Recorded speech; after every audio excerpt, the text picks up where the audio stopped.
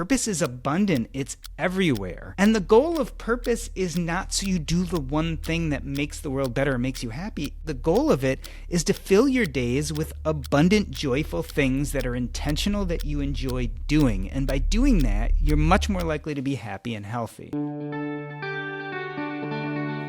Welcome to Retirement Revealed. I'm your host, Jeremy Keil, and we're here to turn your retirement savings into retirement income.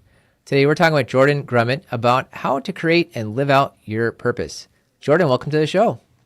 Thank you so much for having me. It's a big problem in retirement. If we don't have a sense of purpose, a lot of times we're like, why did I retire? Yeah, and you might recognize Jordan from a previous episode. About a year ago, we had you on the show talking about your previous book, Taking Stock, what you learned about life from those who are dying and who are in hospice. And from that, you've expanded on it to here's how you create your purpose. And so we'll have links to the book that you have in the show notes. But you were fortunate enough, I was fortunate enough to get an advance copy.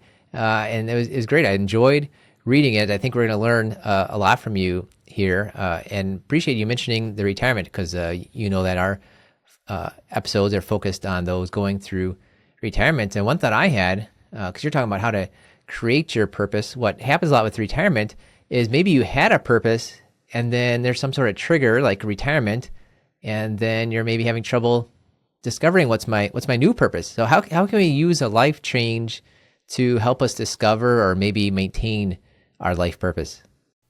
Well, I love to say that we don't find our purpose, we create it. So this idea that purpose is actually something really active. And so a lot of people go through a life transition where their former life was their purpose. When you work, hopefully you like something about work, you have connections and community there. That's a big part of your purpose. But like when you said, when you go from one transition from one state to another, it's a perfect time to really start thinking about what purpose looks like in your life. And like I said, we don't find purpose, we create it, but we need to create purpose around something. And so the key is, what is that something? And I call those purpose anchors. So the idea is, how do we find these anchors, these things we want to build purpose around? And that's something that I started learning from the dying. And one thing I talk about in my last book is this idea of a life review. With dying patients, we go through a structured series of questions where they really think about their lives. You know, what worked for them, what didn't work for them, what were their proudest moments, what were their worst moments, what were their regrets. This life review we do at the dying is actually a great place to start when we're talking about purpose anchors in the living. I love to use the term regrets. Regrets when you're on your deathbed. You're kind of disappointed because you can't do much about them. You don't have a lot of agency because you don't have a lot of time left. But guess what's another word for regret when you're young and healthy and have a lot of time in front of you? It's purpose. And so the real question is, when you're in one of these transitions, what are some of the ways to find these purpose anchors so that we can actively build a life of purpose around them? The life review is one, and there are a bunch of others if you want to talk about them. Yeah, for sure. I want to stick to the life review part of it here. Give me a few of your favorite life review questions.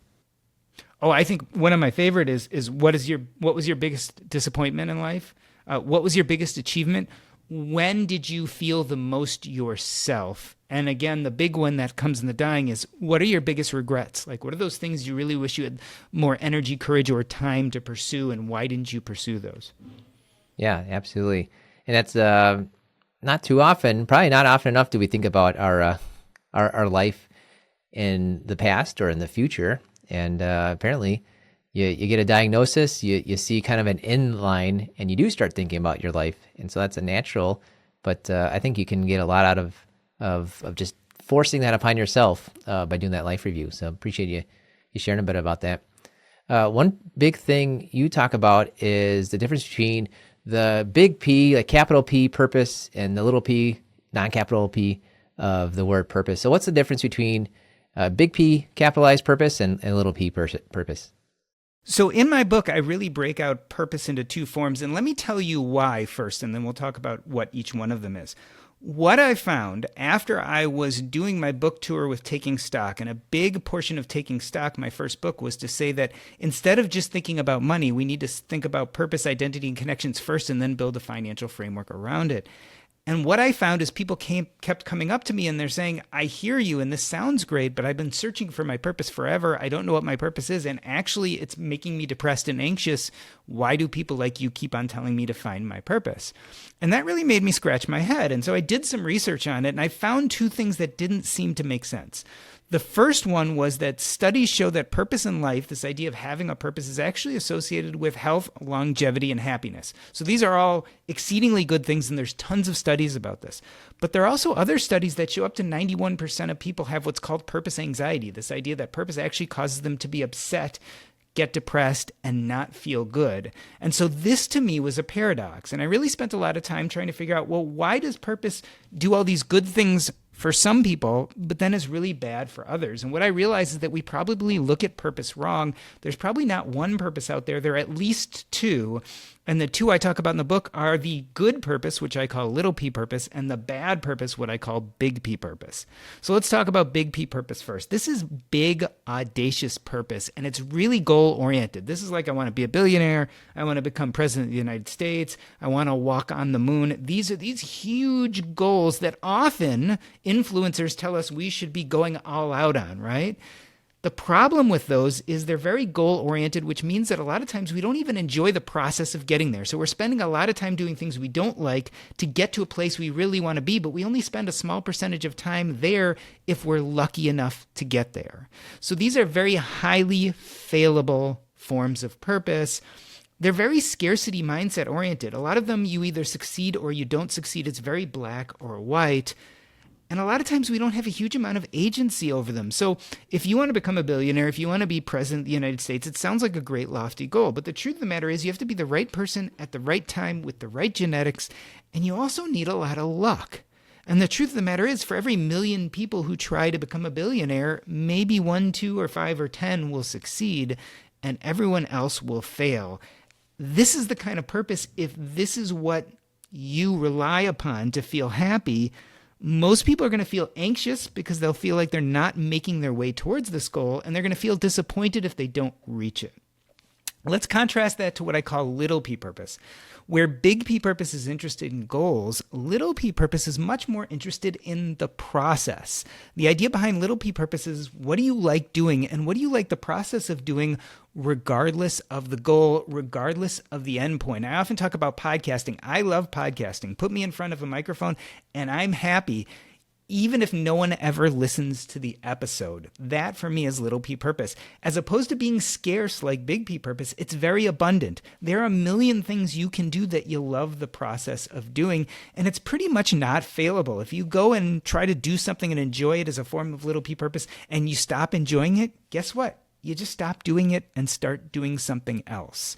Now, that doesn't mean that goals are horrible. In fact, you can have goals with your little p purpose, but little p purpose tends to be goal agnostic, not goal phobic. What do I mean by that?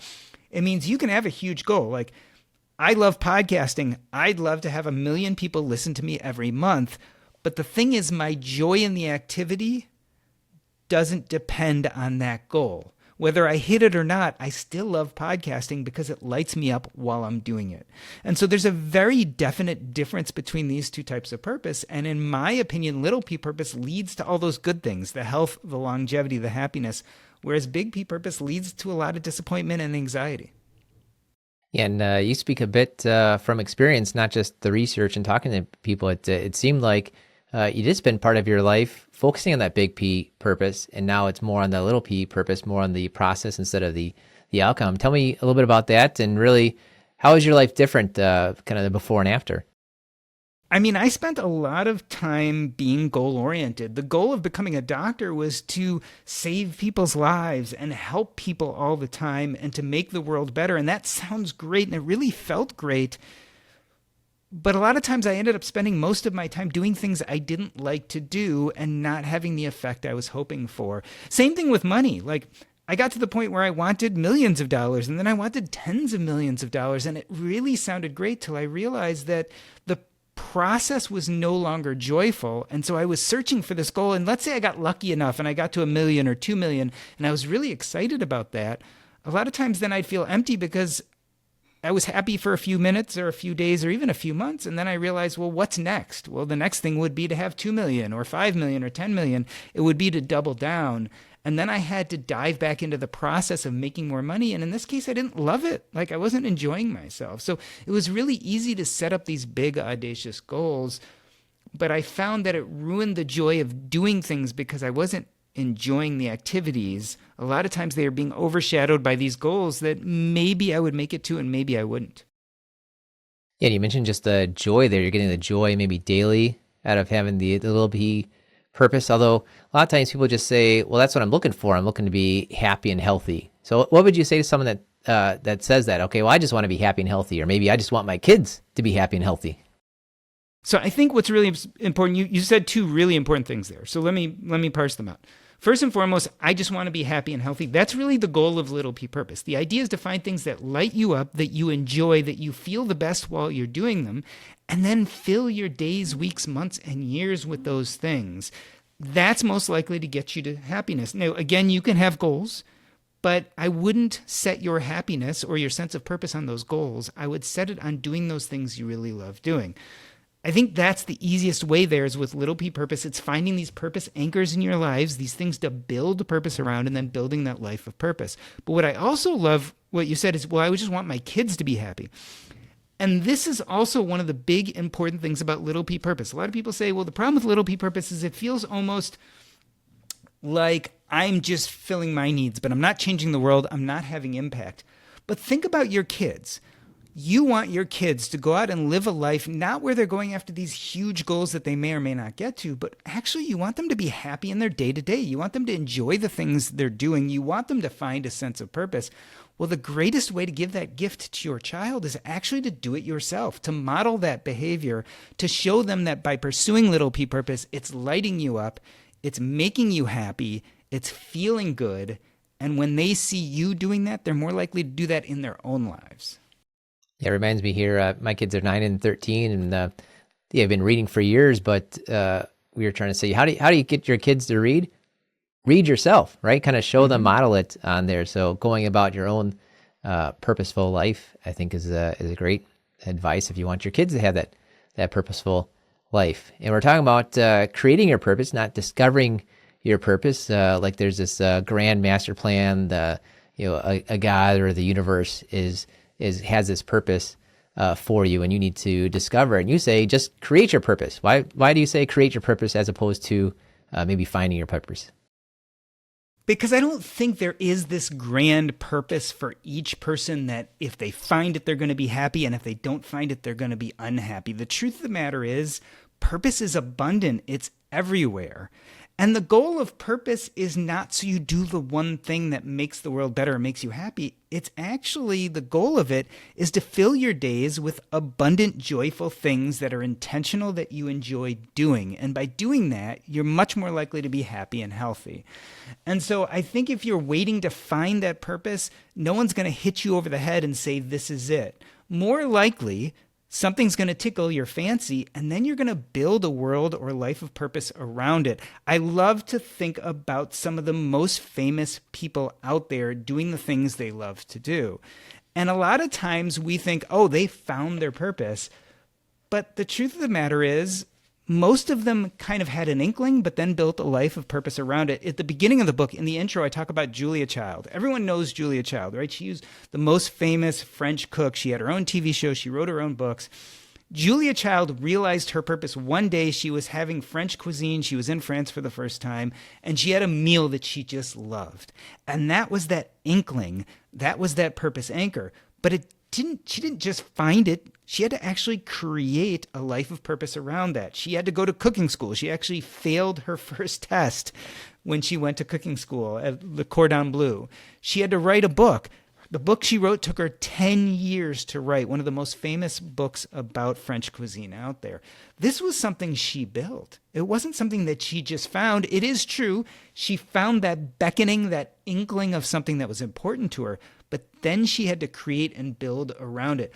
Purpose is very action-oriented. It's about the present, and it's about the future, and it's about action. And a lot of people don't get that. confuse meaning and purpose. And meaning is kind of how we see our past. It's the stories we tell ourselves about ourselves, whereas purpose is about present and future. And so it's all about doing things. If you want to live a life of purpose, you've got to go out and experience some of these things. You've got to build and create. Yeah, it's interesting for me too. I feel a bit like I found my purpose, a bit that I created it. Maybe I found my purpose because I created it. I'm a financial advisor. And when I was 11 years old, I asked my banker of how do I get a ATM card? Because my parents had an ATM card. I wanted to have an ATM card. They said, well, you have to have $100 in your savings account. So I saved up, got to $100, and went and applied and got the ATM card. And then I was looking at the rates for a CD. I bought a CD when I'm 12 years old, bought index mutual funds, index funds from Vanguard when I was, I think, 17 or 18, but never thought I'd be a financial advisor until someone said, you gotta look at being a financial advisor. You're doing that kind of stuff already. So it's interesting that it's like I found it because I was already doing it, because I was already taking those actions, and I was getting meaning out of get the ATM card, get the $100 in the savings account, get a checkbook as like a 12-year-old and those types of things. So it's interesting because the actions are what helped me discover it, I suppose. And let me ask you another question, because I want to get to another point here, and I'm wondering if this will lead to it. What was the model for you to be talking to a banker at 12, to be thinking about ATM cards, to eventually be thinking about these investments? Was it your parents? Were you friendly with this banker? How'd you know this banker? Like, what was the process that led you to even have permission to do these things?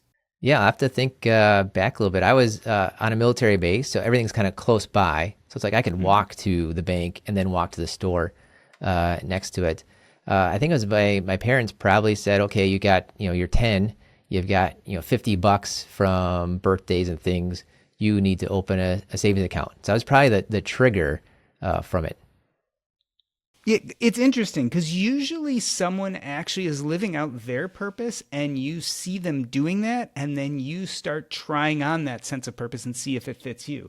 And so I was interested because you mentioned this banker, like maybe the banker was kind to you. Maybe the banker loved what they were doing. And so a little kid came in, instead of saying, hey, I don't have time for you, shoo, kid. They were like, no, come sit down. Let's talk about this. And this is why little p purpose, I think, is important because, again, we've made this story up a little bit to make a point, but let's say that banker loved what they did. And so that banker was fulfilling their sense of little p purpose. They were kind of doing what they did. They kind of were excited about what the bank did. They thought, this is something, it's a good use of my time. And you walk in, and because they're doing what they feel good about and what excites them, you catch some of that excitement. You're like, oh, this person's talking to me, this adult, and they're helping explain this important concept to me. You tried on that sense of purpose. It eventually changed your life. And so you go back and you say, well, a lot of people are afraid that if I do little p purpose, just these things I love doing, it's not going to impact the world or change the world. But maybe that banker was fulfilling their sense of little p purpose. And by doing that, by doing what they loved, they actually had a positive impact on you. And here we are 30 years later, and you're doing this podcast. And think about the thousands of people you could touch just with this podcast. Someone is listening to this podcast, listening to mine or your voice, and they're going to do something positive because of it. And this is all maybe because of this banker, maybe because of your parent, maybe someone just felt joy in doing the process of whatever they were doing, and they affected the people around them. And that's kind of why little p purpose is so important.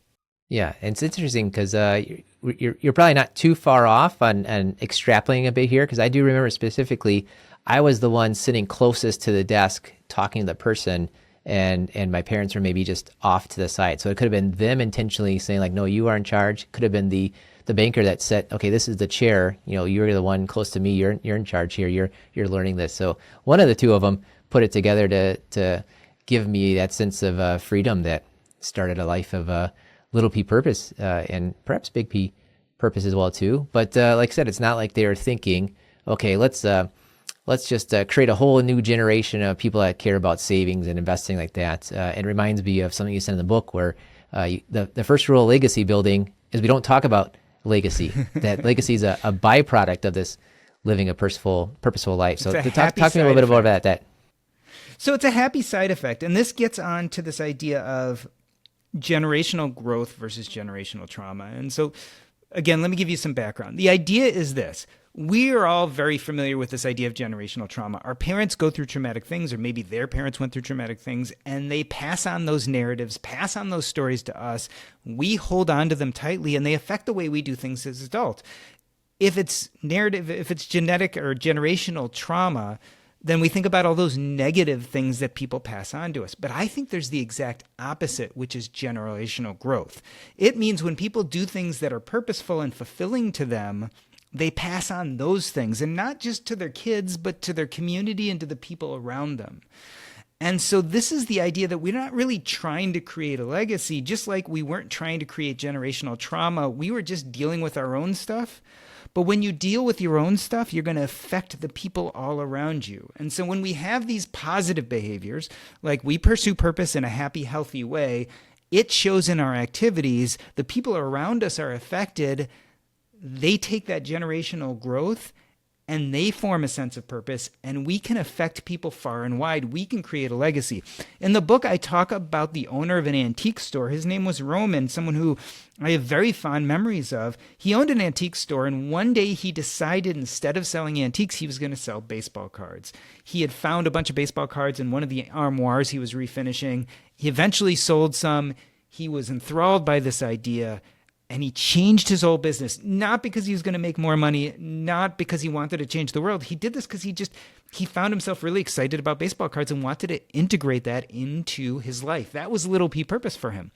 When he did this, he created a safe haven for a lot of the kids in the neighborhood. Kids like me who were geeks and dorks. I had a learning disability. My dad had just died. I had no community. But this guy, Roman, created a community around the love of baseball and baseball cards, and there were countless kids who found a home there. And because we found a home there, we found a community, and we felt accepted in a way that we had never felt accepted before, and he became our mentor, and when we had a bad day, we'd go there, and he'd give us a free pack of baseball cards, and we'd open it together. He didn't think about legacy. He was just thinking about doing what lit him up. But in doing so, he provided a place for all these kids that didn't have confidence, that didn't have a place to be. And all those kids went off into the world and changed. We became smarter and more confident, and we thought we were more worthwhile. And some of them became doctors like me, and other people became businessmen or accountants or lawyers. And those people then would go out and change the world. That's impact. That's legacy. It's like a stone dropped into the ocean. The ripples continue with nothing to impede them. Sometimes they get bigger like the biggest waves, and sometimes they get smaller and quiet, but they continue, and they can go over vast amounts of distance and can even traverse the world. You know, this guy Roman died over 30 years ago, and yet I'm still talking about him. He's still having an impact on my life today. I don't live where I used to live. His store is no longer there. He's not around. But his impact and legacy are. But he didn't set out to do that. He just set out to be intentional and do things that felt really purposeful to him. And that's what I want all of us to do, right? I want us all to find this little p purpose, to be intentional and excited about it, to spend our days doing these things because it's such a great use of time. And whether we mean to or not, it'll be a happy side effect. And we're going to affect our kids, we're going to affect our parents, but we're also going to affect other people in our community, other people who get excited by the things we get excited by. And that's kind of the magic of it. Yeah, speaking of intentionality, throughout the book, and then you've mentioned it just here, I felt an intentionality that you were pointing out that you grew up with a learning disability. And I'm here you are writing, right? The stereotype of learning disability author doesn't quite go together, at least then, the quick stereotype. So tell me a little bit about that and maybe how that's affecting your life of purpose right now. I mean, I was incredibly lucky because I intersected with tons of people with little p purpose, and it saved me. So Roman was one, and the community he built gave me a new sense of confidence I would have never had. So there was a guy practicing little p purpose who's had a huge impact on me. You know who also did? My mom, because my mom loved math. She's a CPA. She learned that from her dad, who also loved math. He modeled that behavior for her because he just loved it. He was a CPA. She became a CPA. I was having a learning disability. I was having trouble reading, but I was great at math because, like my mother, I had tried on that identity that she had, and I found it comfortable and it fit. So even though I was bad at reading, I was good at math. And if I hadn't been good at math, I think it would have never given me the confidence to realize that I could overcome this learning disability. I also had a fantastic tutor who I don't talk about in the book. Her name was Phyllis, and her joy was helping kids with learning disabilities. That was her little p purpose. And she spent countless hours, countless years, not only helping me and teaching me, but coordinating with the other tutors and teachers at my elementary school. All of these people were living a life of little p purpose. And it allowed me to overcome this learning disability, and not only overcome it, but thrive to the extent that I love the written word. I love telling stories. All these things I was deficient as a kid have now become a huge part of my purpose. And maybe part of the reason was I had all this wonderful behavior modeled for me. I had this joy, this little p purpose, this point where at some point I realized I wanted to express myself and I wanted to write even if I wasn't good at it. Because I had seen so much joy in these activities, it didn't matter whether I succeeded or failed. It didn't matter whether I wrote the great American novel or no one ever read what I wrote. What mattered is the process of doing these things felt intense and important and joyful. And so having a learning disability, not being able to read as a kid, didn't hinder me because it didn't matter how successful I was. I had found something that felt deeply purposeful and important. And the outcomes don't matter. Whether you and I are sitting here talking about a book I just wrote or no one ever reads the book I wrote, of course I want everyone to read my book, but ultimately I've won already. And that's what I kind of want to convince people is I want you all to walk through life thinking you've won already because you did the thing that was important and you enjoyed the process. Everything else is just on top. It's the whipped cream on top of the sundae, whether people read my book. It's the whipped cream on top of the sundae, whether you think you've changed someone's life immediately or not. It's a whipped cream on top of the sundae, whether you make it to 1 million, 2 million, or 10 million, or whether you eventually make it to president or astronaut or whatever you think you want to do with yourself. That's all the extra. Yeah, it sounds like you're saying to be purposeful and be joyful, don't necessarily look for purpose or look for joy. You'll get that if you do it in the right order, and you won't, most likely, if you do it in the other order. And let me tell you the secret. Here's the secret. I wrote a whole book about purpose, but even purpose is not really the key. See, purpose, I think, really increases people's health, longevity, and happiness, and it's been proven to do so. But I don't even think it does that because of purpose. There have actually been better studies that look what really increases happiness.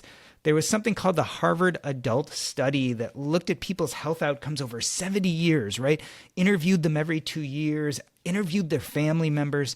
And after like 70, 80 years of this study, they found the one thing truly associated with happiness isn't wealth, it isn't position, it's those interrelated connections you have. It's the interpersonal relationships we have. So why I think purpose is so important, I think purpose leads to community and connections. I think when we do those things that light us up, we attract other people who are interested in such things, and we become mentor and mentee, teacher and student, just like Roman became my mentor, just like my mom became my mentor, just like hopefully by doing the things I love, podcasting and writing, I can become mentors to other people who are interested in this. I can collaborate with them. You and I can collaborate by doing this episode. This is building community. I'm surrounding myself with people who find love and joy and intention in the things I do. And I think that brings interpersonal relationships. And that's actually where the happiness I really believe lies. I think Little P Purpose is just a great vehicle to community and connections. Yeah, absolutely. Well, the book's called the Purpose Code, and you gave us the secret behind the purpose, which is look for those communities and connections. I've got one more question for you, Jordan. But before that, tell us what's the best way to reach out to you.